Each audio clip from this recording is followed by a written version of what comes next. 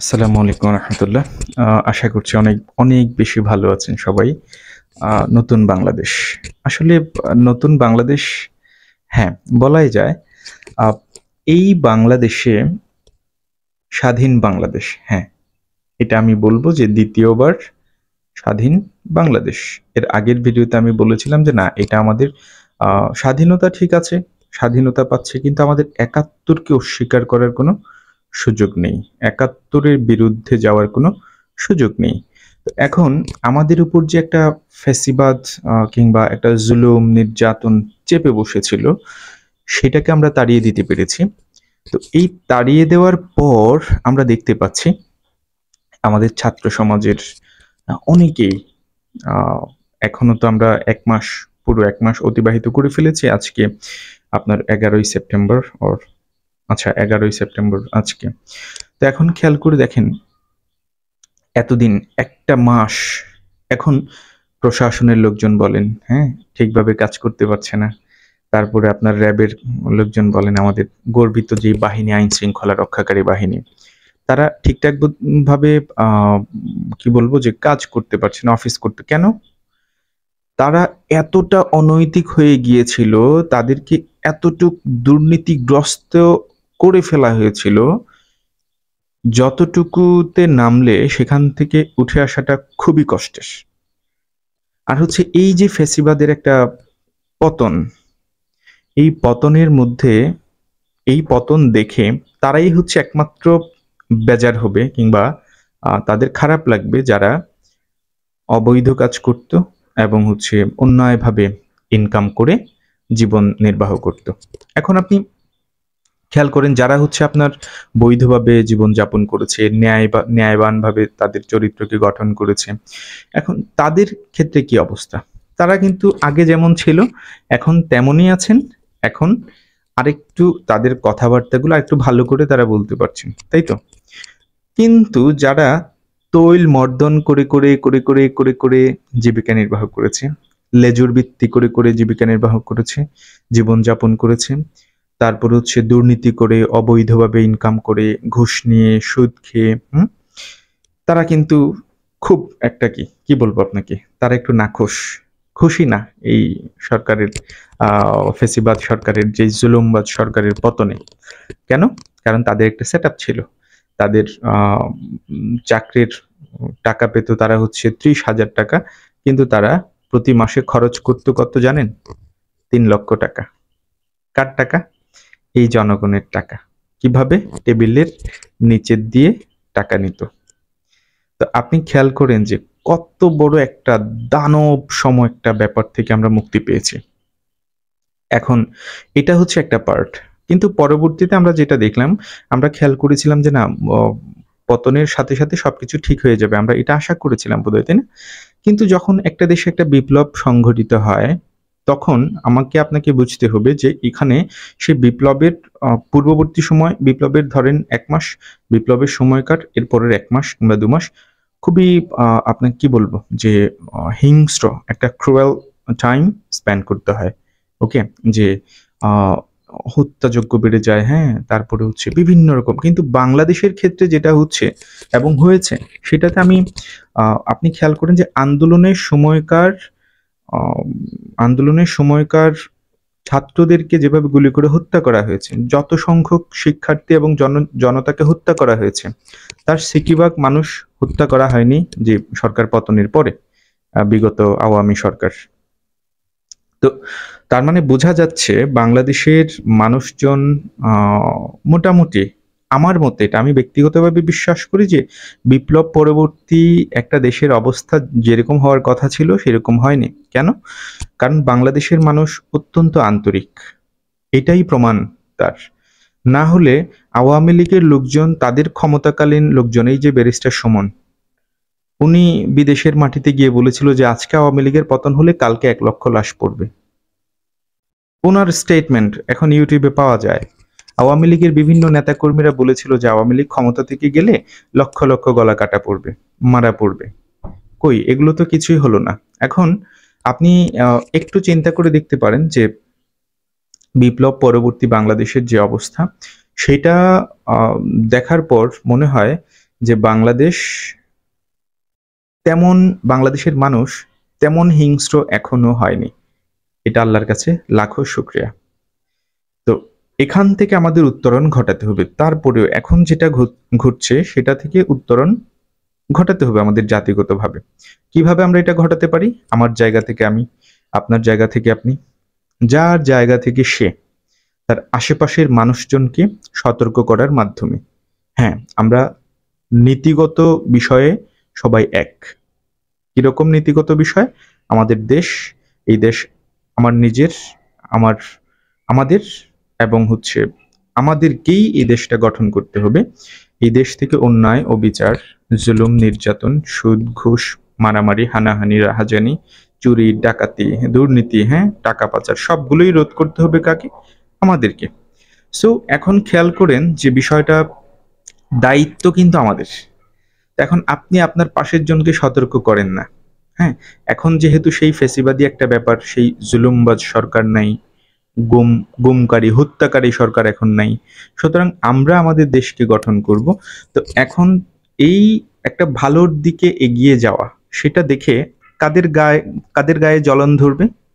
সেই হেরে যাওয়া ফেসিবাদ, জুলুমবাজ সরকারের লোকজন এবং তাদের সমর্থকদের। তো খেয়াল করতে হবে আমরা তাদের প্রতি কখনোই হিংস্র হব না। তারা আমাদের প্রতি হিংস্র হয়েছিল, গুম করার হুমকি দিয়েছিল, তারপরে ক্রস ফায়ার দেওয়ার হুমকি দিয়েছিল, জীবনের প্রতি মায়া কমে গেছে বলে হুমকি দিয়েছিল। সো কত ধরনের হুমকি দিয়েছিল, তাই না? আমরা তাদেরকে আল্লাহর ওয়াস্তে এগুলো মাফ করে দিয়েছি। মাফ করার থেকে বড় শাস্তি আমার মনে হয় না আর পৃথিবীতে আছে। কেউ একটা অন্যায় করেছে, মাফ করে দেন, আরে যা, এটা আর কি, মাফ করে দিলাম, কারণ আমরা হলাম the best creation of the creator. Okay, so এখন তবে সতর্ক থাকতে হবে যাতে পুনরায় আমাকে সে দংশন করতে না পারে, আবার যাতে ব্যাক এসে আমাকে ফিশ করে একটা কামড় দিতে না পারে, সেটা খেয়াল রাখতে হবে।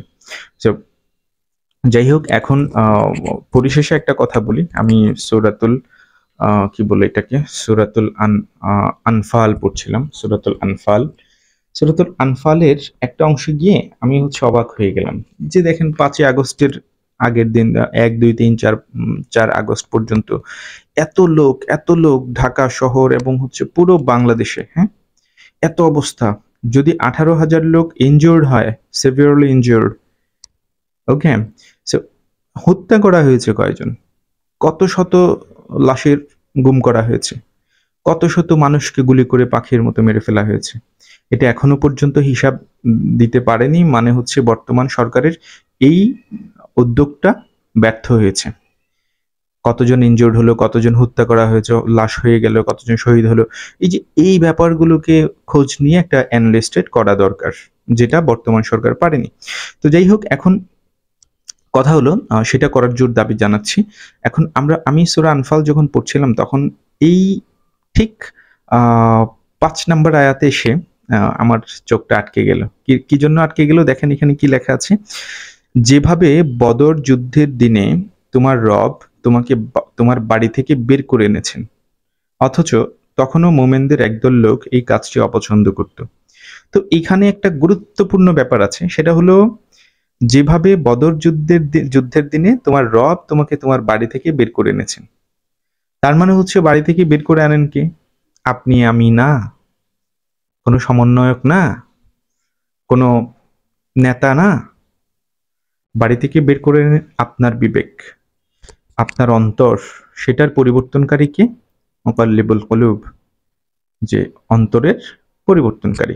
এখন আপনার প্রশ্ন হতে পারে 5ই আগস্ট, 4 অগস্ট, এত লোক কিভাবে এসছে? তারা সবাই বিবেকের দংশন থেকে এসছে। আপনি সবার বক্তব্য খেয়াল করলে বুঝতে পারবেন যে না, আমাদের সন্তানকে গুলি করা হচ্ছে, আমাদের সন্তানকে গুম করে দেওয়া হচ্ছে, আমরা কেন নামবো না মাঠে? বিবেকের দংশন। আর সেই বিবেককে পরিচালনাকারী কি? রব্বুল আলামিন। এখন আপনাকে বুঝতে হবে যে এই বিজয় কোনো মানুষ জোর করে বিজয় লাভ করেনি, উপর থেকেই এসছে। যদি আল্লাহ চাইতেন আওয়ামী লীগই ক্ষমতায় থাকবে, তাহলে তাদেরকে নামানোটা কোনোভাবে সম্ভব ছিল না। এটা আল্লাহর পক্ষ থেকে ফায়সালা। সুতরাং এখন আমরা যেটা করব সেটা হলো, যারা বিভিন্ন ধরনের অকারেন্স এখন ঘটাচ্ছেন তাদেরকে আমরা প্রতিহত করব কিভাবে? চিহ্নিত করে। আম আমজনতা নিয়ে গণধোলাই দিয়ে হত্যা করব না কোনোভাবে। এটা আমরা করতে পারি না। আপনি আজকে হত্যা করছেন, কিংবা একটা চোর, একটা আওয়ামী লীগ বলেন, একটা ছাত্রলীগ বলেন, একটা যুবলীগের কাউকে ধরেছে, তাকে গিয়ে আপনি গণহত্যা দিলেন, হ্যাঁ, মানে গণপিটুনি দিলেন, সে মারা গেল। দায়ভার খুব কঠিন এটার। কোন একটা পুলিশ দেখা গেল যে সে গুলি চালিয়েছিল, তাকে এখন সামনে পেয়েছি, একদম পিটিয়ে হত্যা করে ফেলেছি। দায়ভার খুব কঠিন। এমন কাজ কোনোভাবেই করা যাবে না। এখন আমরা ধরবো, ধরে পুলিশে দিয়ে দিব, অ্যারেস্ট করবে তাদেরকে, আইনের আওতায় নিয়ে আসবো। ঠিক আছে? যদিও আমি প্রচলিত আইন যেগুলো বিভিন্ন দেশে দেশে ঘুরে, এগুলো আমার আই ডোন্ট বিলিভ, ওকে, এগুলোতে আমি কোনোভাবেই, এগুলোর সাথে আমি একমত না। তো যাই হোক, এখন কথা হচ্ছে আমরা পিটিয়ে হত্যা থেকে বের হয়ে আসবো, কারো বাড়ি ঘরে হামলা থেকে বের হয়ে আসবো, কারো জিনিসপত্র লুট করা থেকে বের হয়ে আসবো। হ্যাঁ, যে একটা জিনিস আপনি খেয়াল করে দেখেন যে গণভবনে গিয়ে ছোট ছোট ক্ষোভের বহিঃপ্রকাশ, এটা আমি বুঝতে পেরেছি, কিন্তু ছোট ছোট বিষয়ে অনেকেই অনেক কিছু নিয়ে গেছে, তাই না?